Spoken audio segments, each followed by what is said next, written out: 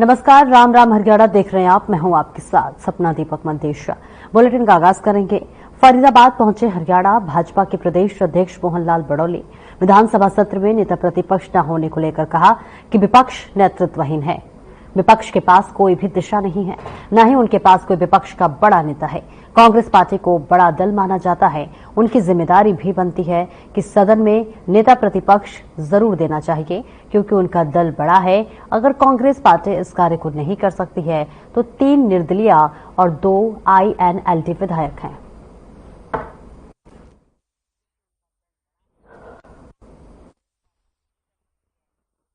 ये भारतीय जनता पार्टी का संगठन का पर्व और सदस्यता अभियान को लेके पूरे हरियाणा प्रदेश के सभी कार्यकर्ता भारतीय जनता पार्टी के प्राथमिक सदस्य बनाने की मुहिम में लगे हैं। और उसी कड़ी में आज नूह पहला प्रवास जिला का रहा, उसके बाद पलवल और अब मैं फरीदाबाद पहुंचा हूं। और भारतीय जनता पार्टी का जो साधारण सदस्य बनाने का जो लक्ष्य है, पर बूथ हरियाणा प्रदेश में 20,629 बूथ हैं। प्रत्येक बूथ पर भारतीय जनता पार्टी के 250 सदस्य बने। उसमें नौजवान युवा भी होंगे, उसमें महिलाएं भी होंगी, उसमें किसान भी होंगे, उसमें व्यापारी भी होंगे, उसमें सब वर्गों का समायोजन करते हुए हरियाणा प्रदेश में 50 लाख सदस्य भारतीय जनता पार्टी इस 2024 के संगठन पर्व में बनाने का काम करेगी। खबर चंडीगढ़ से, जहां पर कैबिनेट मंत्री विपुल गोयल का बयान सामने आया है। विपुल गोयल ने कांग्रेस पर निशाना साधते हुए कहा कि कांग्रेस जीते तो उनका जीत होती है और हारे तो ईवीएम में गड़बड़ी। जिन राज्यों में कांग्रेस जीती है वहां पर उन्होंने अपनी नीतियों को इसका श्रेय दिया है। इसी के साथ विपुल गोयल ने और क्या कुछ कहा, आइए आपको सुनाते हैं। इसका तो ये एक कहते हैं ना, तकिया कलाम हो गया। अगर जीत गए तो हमारी जीत थी, अगर हार गए तो ईवीएम की जीत थी। अपने कर्मों पर, अपने कार्यकलापों पर, अपनी कार्यशैली पर मंथन नहीं करना, सिर्फ और सिर्फ ईवीएम पर दोषारोपण करना है। और ईवीएम के बारे में इतनी जो इलेक्शन कमीशन ने कई 100 पेज की रिपोर्ट भी इन्हें पेश कर दी, सारे तथ्य भी इन्हें बता दिए।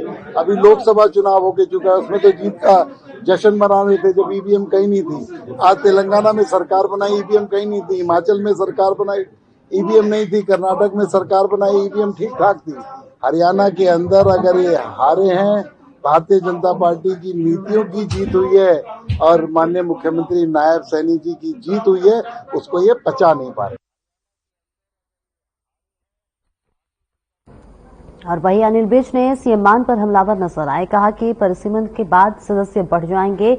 और पंजाब के मुख्यमंत्री भगवंत मान कहते हैं कि चंडीगढ़ हमारा है तो हमारा हिंदी भाषी क्षेत्र दे दो, SYL का पानी दे दो, फिर तुम्हारा चंडीगढ़ है। BPL के मुद्दे पर प्रतिक्रिया दी है। कहा कि पहले BPL बन नहीं पाते थे और अब जो पात्र है उनके कार्ड बन रहे हैं, जो बोल में है वो है कि ये जो विधानसभा है, जिस वक्त पंजाब हरियाणा अलग हुए तो उस वक्त हरियाणा को इसमें ही एकोमोडेट किया गया। और अभी हमारे 90 सदस्य हैं और अगला डिलिमिटेशन होता है तो ऐसा अंदाजा लगाया जा रहा है कि 120 सदस्य हो जाएंगे। तो 20 सदस्यों के तो बैठने की यह जगह नहीं है। तो जगह तो हमें चाहिए, और चाहिए इसलिए काफी देर पहले से इसकी हमने तैयारी कर दी थी। और जहां तक मान साहब कहते हैं कि चंडीगढ़ हमारा है, चंडीगढ़ तुम्हारा तब है जब तुम हिंदी भाषी क्षेत्र हमें ट्रांसफर कर दोगे, जब हमें SYL का पानी दे दोगे। जब तक नहीं देते हो तब तक हमारा लिए ना इसके ऊपर। हम इसमें बैठे हुए हैं, तभी तक बैठे हुए हैं हम। जब आप जो एग्रीमेंट हुआ था उसको लागू ही नहीं करते तो चंडीगढ़ किस प्रकार से तुम्हारा।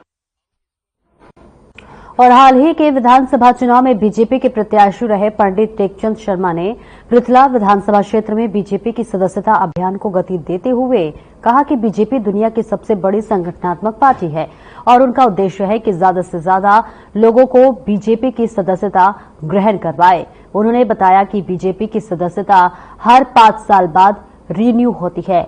वहीं इसके चलते उन्होंने भी अपनी सदस्यता रिन्यू करवाई है। इस मौके पर सदस्यता अभियान के प्रभारी गोपाल शर्मा, मंडल अध्यक्ष हुकुम सिंह भाटी और भाजपा नेत्री अनीता शर्मा मुख्य रूप से मौजूद रहीं।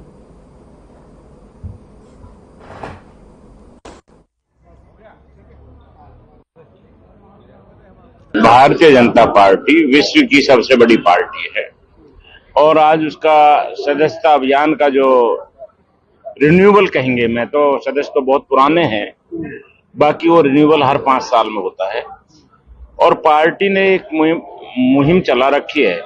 उसमें कल माननीय मोहनलाल बडोली जी, संगठन मंत्री जी और सभी आए थे, तो आज मैंने भी वो सदस्यता को रिन्यू कराया है और पार्टी के अंदर हमने सभी सदस्यों को बोला है। हमारे पृथला विधानसभा क्षेत्र की थोड़ा सिस्टम ढीला था। वो ढीला क्यों है कि यहाँ कुछ पलवल में लगता है, कुछ फरीदाबाद में लगता है, कुछ नगर निगम में लगता है, कुछ नगर पालिका में लगता है, कुछ यहाँ के लोग शहर में रहते हैं। वो टेक्निकलिटी थी, वो सारी समझाई। निश्चित रूप से देखिए, भारतीय जनता पार्टी माननीय नरेंद्र मोदी जी के नेतृत्व में और हमारे मुख्यमंत्री श्री नायब सिंह जी के नेतृत्व में प्रगति कर रही है, तरक्की करती है और हमारा ये संगठन पर्व चल रहा है। और संगठन पर्व में ये है कि सदस्यता अभियान चल रहा है। इस सदस्यता अभियान में हमारे जो स्थानीय समिति है, जिसको हम बूथ समिति बोलते हैं, उसका चुनाव होना है, उसके बाद मंडल का चुनाव होना है, उसके बाद जिले का चुनाव होना है, फिर उसके बाद प्रदेश का चुनाव होगा और देश का चुनाव होगा।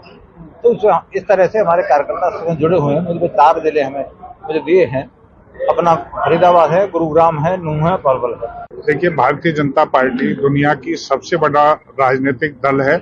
उसका सदस्यता अभियान पूरा देशव्यापी चल रहा है। हरियाणा में थोड़ा देर से शुरू हुआ क्योंकि हरियाणा और जम्मू कश्मीर में चुनाव थे। हमारा हरियाणा प्रदेश का 50 लाख का टारगेट है और जो फरीदाबाद का हमारा टारगेट है वो 5 लाख का है। उसी के तहत आज हम अपनी पृथला विधानसभा में माननीय टेकचंद शर्मा जी हमारे यहाँ से प्रत्याशी रहे हैं और पूर्व में भी विधायक रहे हैं। आज उनके कार्यालय पर सभी अपने पृथला विधानसभा के कार्यकर्ताओं को बुलाया गया और बाकायदा मोदी ऐप पर जो उनका वो डाउनलोड कराकर उनको सदस्यता दिलवाई गई। और क्योंकि हमने सभी हमारे मंत्रीगण, विधायकगण सबको जो है उनका सदस्यता रिन्यू करा के और उनका मीडिया में भी उसका प्रचार प्रसार भी आवश्यक है। आज टेकचंद शर्मा जी के ऑफिस पर टेकचंद शर्मा जी ने अपनी सदस्यता को रिन्यू किया है, उसी के तहत हम आए थे। और फतेहाबाद जिले के भोना क्षेत्र के ढाड़ी सांचला गांव में बुधवार देर रात को अज्ञात चोरों ने स्टेट बैंक ऑफ इंडिया की शाखा में चोरी का प्रयास किया, लेकिन वारदात को अंजाम देने में सफल नहीं हो पाए। हालांकि चोरों ने बैंक के मुख्य गेट पर लगे 3 ताले तोड़ डाले और आखिरी ताला तोड़ने की फिराक में थे। तभी डायल 112 भूना की गाड़ी मौके पर पहुंच गई, जिसके चलते वे अपने मंसूबों में कामयाब नहीं हो सके और कोहरा का फायदा उठाकर मौके से भाग निकले। वही ये घटनाक्रम सीसीटीवी कैमरे में कैद हो गया। फिलहाल पुलिस युवक की पहचान का प्रयास कर रही है।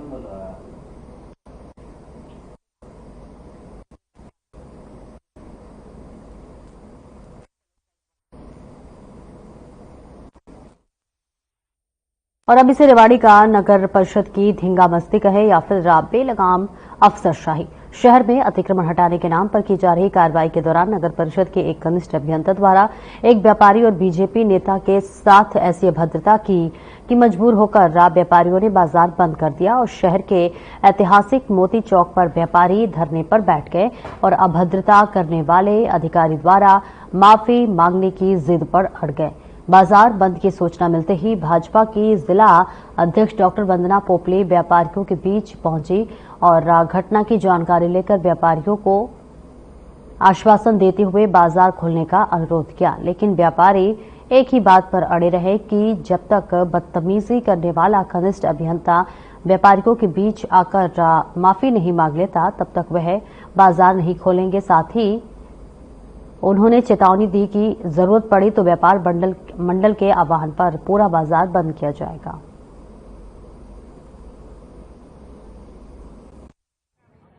बाजार बंद भैया मजबूरी में है। हमारा प्रशासन से सेटलमेंट हुआ था, उसमें विधायक जी महोदय भी थे, प्रशासनिक अधिकारी भी थे। उनसे बात हुई थी जो पीली पट्टी है उसके अंदर सामान रखो, वहां अतिक्रमण की श्रेणी में आएगा और चालान कटेगा। हमने सबने एग्री कर दिया। हम खुद चाहते हैं कि अतिक्रमण नहीं हो बाजार के अंदर।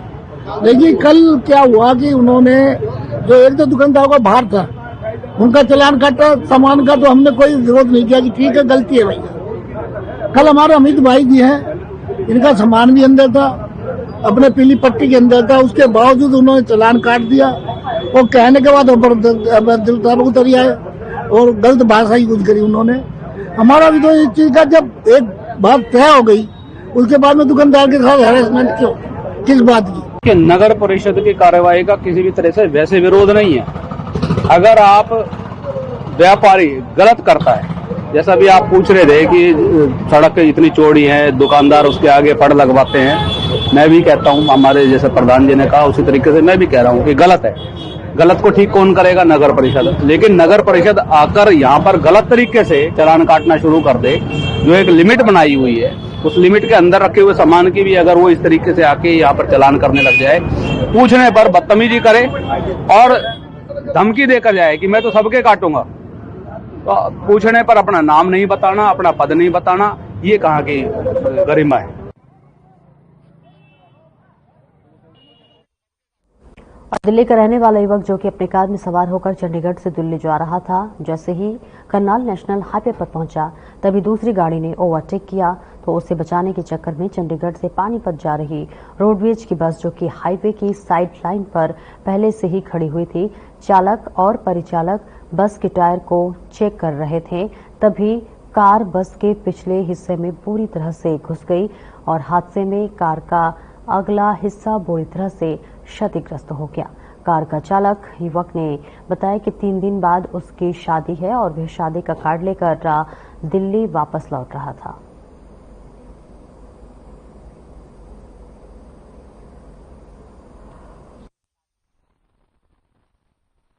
ओवरटेक करके जा रही थी, उसको बचाने के चक्कर में यहाँ पे लग गई गाड़ी। काफी नुकसान हुआ है? हाँ, काफी नुकसान हो गया गाड़ी। तो आप कहाँ से कहाँ जा रहे थे? मैं चंडीगढ़ से दिल्ली जा रहा था। तो शादी भी आपकी 2 दिन बाद? हाँ जी, 17 तारीख को है।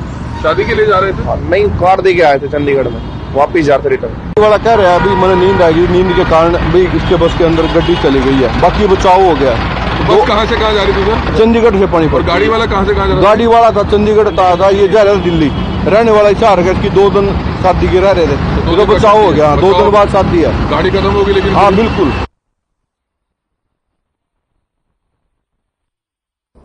और खबर पलवल से है, जहां पर कोहरे की चादर के चलते विजिबिलिटी कम होने के कारण कई गाड़ियां आपस में टकराने के कारण कई लोग जो है घायल हो गए। आपको बताते चले कि पलवल के सराय खटेला के निकट राष्ट्रीय राजमार्ग 19 पर ट्रक, बस और इको टकराने से बड़ा हादसा हो गया। साथ ही स्थानीय लोगों ने मदद करते हुए घायल लोगों को अस्पताल पहुंचाया। राष्ट्रीय राजमार्ग 19 पर लंबा जाम लगने के कारण वाहन चालक परेशान हुए।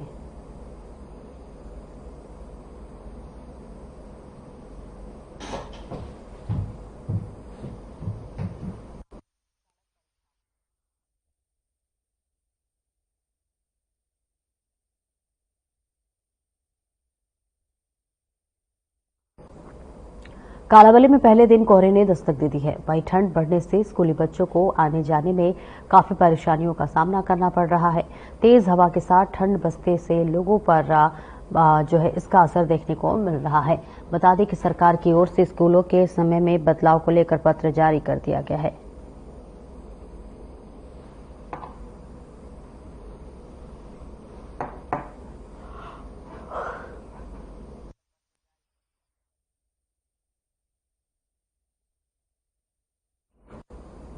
और वही हरियाणा में ठंड ने दस्तक दे दी है। मौसम पूरी तरह से बदल गया है, तो वही कोहरे की वजह से सड़कों पर चलने वाले वाहन चालकों को लगातार परेशानियों का सामना करना पड़ रहा है।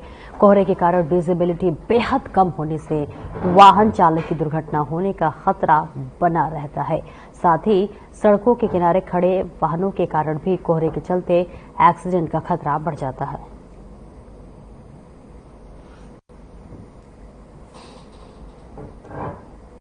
मेरा नाम महेश कौशिका जी। भाई जी, मौसम में अचानक बदलाव आ गया, क्या कहना चाहेंगे? बिल्कुल सर, बिल्कुल सुबह घूमने निकले, कल तक तो नहीं आया था, आज तो बिल्कुल ही ठंड का माहौल है। मैं तो ट्रैक सूट भी नहीं पहन के आया, आज कल से चालू करना पड़ेगा। तो क्या लगता है कि मौसम अब कहीं ना कहीं बदलता नजर आएगा आने वाले समय में? बिल्कुल सर, बिल्कुल। अब इस बार डिले हो गया था, बट इंतजार था हमें मौसम बदले, ठंड आए। मौसम में नमी के साथ ठंड भी महसूस की जा रही है? बिल्कुल जी, बिल्कुल सर। हवा भी चल रही है ठीक ठाक, ठंड लग रही है। अब देखा जा रहा है कि जो सुबह सैर करने वाले हैं वो कहीं ना कहीं गर्म कपड़े पहनकर सैर कर रहे हैं। हाँ जी बिल्कुल सर, अभी ट्रैक सूट चालू हो गया सबके। मैं भी कल से ट्रैक सूट ही पहन के आऊँगा। आज तो भूल गया, आज तो नहीं लाया था, एक्सपेक्टेड नहीं था कि भाई आज ठंड मिलेगी, और आज है ठंडा काफी है। श्याम सुंदर नाम है। श्याम जी, मौसम में अचानक बदलाव देखा जा रहा है, क्या कारण है? हाँ, तेजी से बदलाव आया है जी, एक साथ धुंध सी हो रही है और ठंड का असर लग रहा है। आप गाड़ी चला रहे हैं, आपको गाड़ी चलाने में दिक्कत का भी सामना करना पड़ रहा है? बिल्कुल दिक्कत आ रही है, एक साथ धुंध सी हो रही है, तो विजिबिलिटी कम हो गई है? बिल्कुल बिल्कुल। तो क्या लाइट वाइट इस्तेमाल भी कर रहे हैं, हेडलाइट जला के चल रहे हैं? हाँ, हेडलाइट जला के चल रहे हैं। तो क्या लगता है मौसम में इस तरह से आगे देखा जाएगा? ये लग रहा है कि ऐसा ही होगा, क्योंकि नवंबर आधा निकल चुका है। ये एक अच्छी बात है, मौसम बदलाव हुआ है अचानक, ये बहुत अच्छी बात है। अगर इस तरह से गर्मी बढ़ती तो किसानों को नुकसान होता। और अब जो है आजकल जो प्रदूषण का जो चक्कर चल रहा है, जिससे लोगों को बहुत बुरी हालत हो रही है। अगर इस तरह से अब मौसम में बदलाव आएगा तो जो आसमान में ऊपर जो प्रदूषण छाया हुआ है वो नीचे आ जाएगा, कुछ राहत मिलेगी लोगों को, स्वास्थ्य के लिए अच्छा है। तो मौसम बदलाव की अगर बात करते हैं तो किसानों को कहीं कहीं राहत मिलती नजर आ रही है? बिल्कुल, इससे किसानों को बहुत राहत मिलेगी, क्योंकि उन्होंने जो अपनी फसल की बुवाई चल रही है, फसल जो हो रखी है, उसमें ठंड बढ़ने से काफ़ी राहत मिलेगी। अन्न पैदा ज़्यादा होगा, अगर ज़्यादा ठंड पड़ेगी तो अगर गर्मी रहती है तो नीचे से अनाज निकल नहीं पाता है। तो देखा जा रहा है कि अचानक मौसम के बदलाव के कारण लोगों ने गर्म कपड़े निकालने शुरू कर दिए हैं। ये तो अच्छा है, लोग तो इंतजार कर रहे थे। और खबर सिरसा से है, जहां पुलिस अधीक्षक विक्रांत भूषण के नेतृत्व में जिले भर में अवैध शराब तस्करों व खुर्दा संचालकों के खिलाफ चलाए जा रहे विशेष अभियान के तहत कार्रवाई करते हुए जिले की एलानाबाद थाना पुलिस ने गश्त कर चेकिंग के दौरान महत्वपूर्ण सूचना के आधार पर ढाड़ी राज सिखोवाली अमृतसर कला क्षेत्र में छापेमारी कर अवैध शराब की भट्टी का सामान 1000 लीटर लहन व 205 बोतल अवैध शराब बरामद कर मौके से फरार हुए आरोपी की तलाश शुरू कर दी है। इस संबंध में जानकारी देते हुए एलानाबाद थाना प्रभारी ने बताया कि मौके से फरार हुए व्यक्ति की पहचान सुरेंद्र उर्फ छिंदा निवासी पुत्र महंगा सिंह निवासी राय सिखोवाली ढाड़ी गांव अमृतसर कला जिला सिरसा के रूप में हुई है। उन्होंने बताया कि एलानाबाद थाना पुलिस टीम गश्त व चेकिंग के दौरान टिब्बा नजदीक राय सिखोवाली ढाड़ी गांव अमृतसर कला क्षेत्र में मौजूद थी।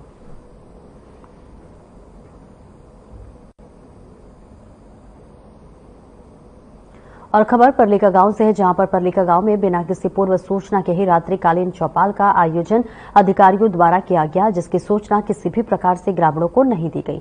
महज औपचारिकताएं पूरी करने के लिए अधिकारी शाम को परलीका गांव पहुंचे और कुछ मिनट बाद ही समोसे व नाश्ता कर चले गए। कॉम्रेड बसंत बेनीवाल ने बताया कि जब पता चला कि आज रात्रिकालीन चौपाल है तो वह अटल सेवा केंद्र पर पहुंचे, लेकिन वहां पहुंचकर देखा कि बाहर से तो अटल सेवा केंद्र खुला है, अंदर से बंद रखा है। सरपंच प्रतिनिधि ब्रजलाल कालवा ने बताया कि उन्हें खुद दोपहर 2 बजे इस रात्रिकालीन चौपाल का पता चला, इस वजह से प्रचार प्रसार नहीं कर पाए।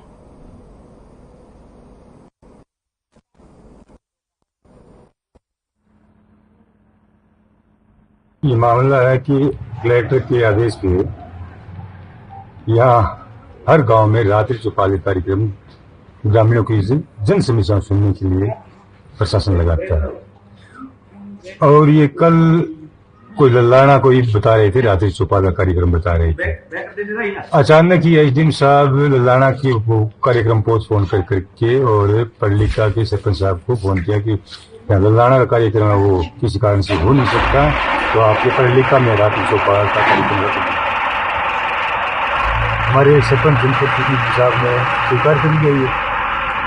पर यहाँ जो प्रशासन के जिम्मेदार लोग आए यहाँ राजीव गांधी केंद्र में, और जिस तरीके से इन्होंने रात्रि चौपाल की महज खाना पूर्ति करने की इनकी इच्छा थी, पूरे गांव ने अवगत करा दे और मन भेड़ा करेंगे मगर रूबरू उन्होंने प्रशासन को आवा रात्रि चौपाल।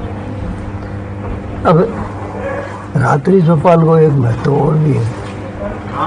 रात्रि चौपाल के जरिए प्रशासन शायद आके ये दिन रात गाँव की समस्या सुना, ये रात नहीं कौन सुना, पहले कभी दिन में ही कौन सुनी था, अब भी रात में सुन लग रही समस्या शायद प्रशासन करना चाहे।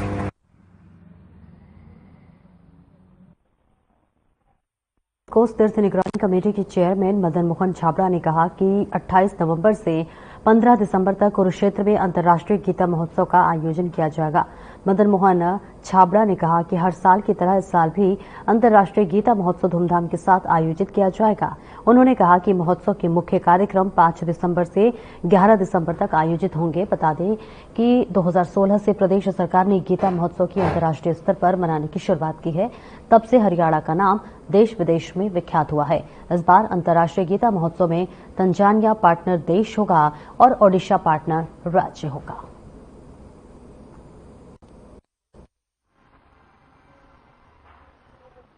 हम जिसे अंतर्राष्ट्रीय गीता महोत्सव के नाम से जानते हैं, उसकी तैयारियां तो जब एक महोत्सव खत्म होता है उसके साथ साथ दोबारा से शुरू हो जाती हैं। तो उसके अंदर मन में कहीं ना कहीं ये चलता रहता है कि अगली बार इसकी शुरुआत कौन करेगा, अगली बार सेमिनार के अंदर हम किन बड़े व्यक्तियों को बुलाएंगे, सांस्कृतिक कार्यक्रमों में कौन से कलाकार जो हैं अपनी प्रस्तुति देंगे। तो ये तैयारियां तो शुरू से शुरू हो जाती हैं। देखिए, इस बार का गीता महोत्सव जो है 28 नवंबर को शुरुआत हो रही है। हमारे जो गवर्नर साहब हैं बंडारू दत्तात्रेय जी, वो इसकी शुरुआत करेंगे और उसके बाद ये 15 दिसंबर तक ये जो गीता महोत्सव चलेगा 18 दिन का। इसके अंदर जो मुख्य आयोजन है वो 5 तारीख से लेके 5 दिसंबर से 11 दिसंबर एकादशी के दिन, मोक्षदा एकादशी के दिन तक मुख्य कार्यक्रम का आयोजन रहेगा।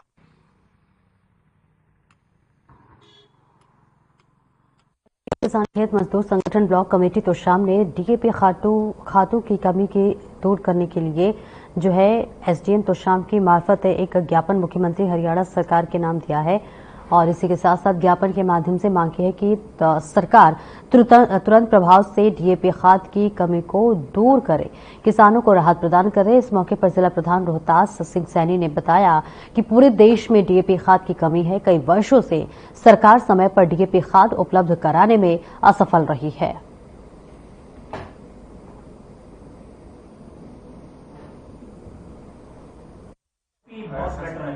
ये एसडीएम साहब को सीएम को देने के लिए, क्योंकि डीएपी किल्लत है किसानों की, एक तो डीएपी किल्लत दूर की जाए, दूसरी बात सिंचाई की भी बहुत भारी कमी रहती है, तो उसके लिए भी अपने सिंचाई मंत्री को ज्ञापन दिया।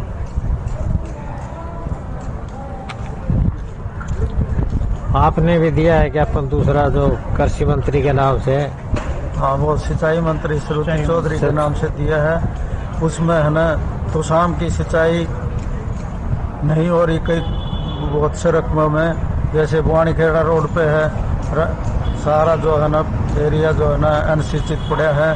पहले बड़ियाली माइनर से पानी आता था, अब वो भी मतलब पीछे ले गए उसकी टेल को। हम चाहते हैं कि या तो उस बड़ियाली माइनर को आगे बढ़ाया जाए और उसमें पानी की कैपेसिटी बढ़ाई जाए और तोशाम के सीम तक मतलब ये वाटर वर्क्स तक ले आया जाए। सिंगल सुपर फास्फेट ज्यादा बेटर होगा।